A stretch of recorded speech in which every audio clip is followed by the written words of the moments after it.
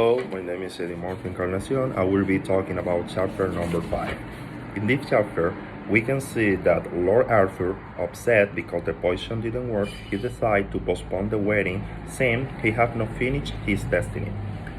It took him days to overcome his disappointment, and he was devastated for a while, but his common sense prevalent. Since the poison had failed, he decided to resolve using dynamite or other type of explosive. He examined the list again. After careful consideration, he decided that his target could be his uncle, a man fond of clocks, who had a wonderful collection dating from the 15th century to the present. He saw this as the perfect opportunity to carry out his plan.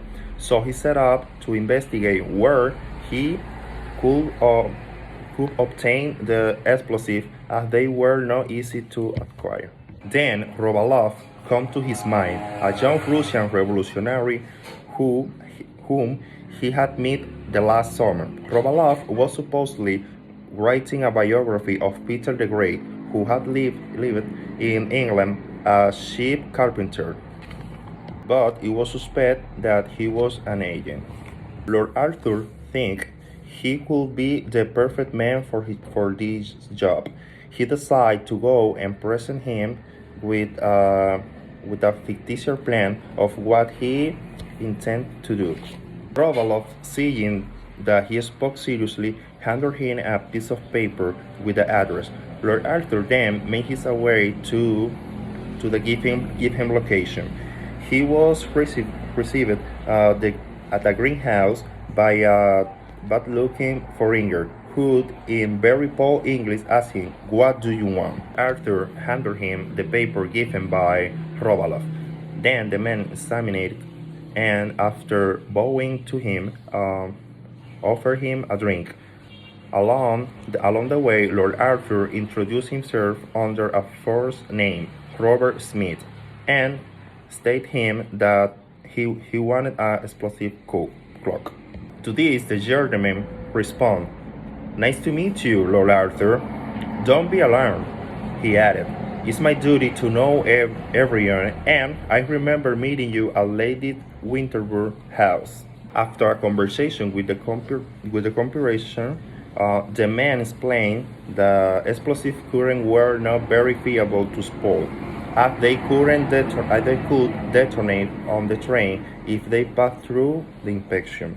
However, he offered to Lord Arthur one that was excellent for his purpose. The German asked who the clock was made for, explaining that if it was for the police, he couldn't be able to help, as they were practically friends. Lord Arthur said, "That is not for the police. In fact, this clock is instead for a dam in Chichester." He handed him a French clock with a mount of the dynamite, captured with the size of the penny, decorated with a figure symbolizing the freedom. Lord Arthur was delighted with the clock. The German told him that the explosion could be timed for whatever he wished. "What time would you like it to go off?" he asked.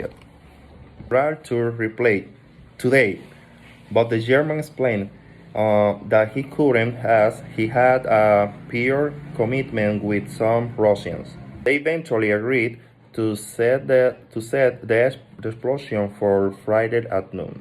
For the next 2 days, he waited for news, and he went to Buckingham for noon on the Friday to hear any updates. He waited all the afternoon, buying every newspaper able, but there was no mention of this death. It was a hard blow for him. Frustrated, he went to confront the German, who apologized and offered him other items. He explained that the dynamite was no longer pure and that something had gone wrong. Several days later, the Dutch showed him a letter that she had received from January. In it, they expressed that his uncle was the liar with the gift he has received from an unknown admirer. He had placed it on the mantelpiece, and when the clock struck 12, it made a small explosion. The clock fell to the floor, and they found it so amusing that they burst into laughter. They assumed it was some kind of alarm clock, and his uncle considering giving one as the wedding gift to Lord Arthur. Lord Arthur was so sad he went away to cry, feeling that he had done anything possible to fulfill his duty. After the dinner, as he was leaving, the doorman gave him a letter from the German. In that, he wrote that he had invented an umbrella that explodes when it's opened. He tore the letter into pieces, as he had already decided not to continue with any more experiments. Then he sat on the Thamesis embankment for hours. As the night fell, he saw the silhouette of a man, who turned out to be Mr. Pullers. The idea crossed into Lord Arthur's mind to approach him and throw into the river. After making sure that the deed was done, he sang the name of his fiancée. Into the following days, he feared Mr. Pullers might show up in the door, feeling not knowing that the fate couldn't be so clear to him. One afternoon, while he was at the club, he read in the newspaper that this man had committed suicide.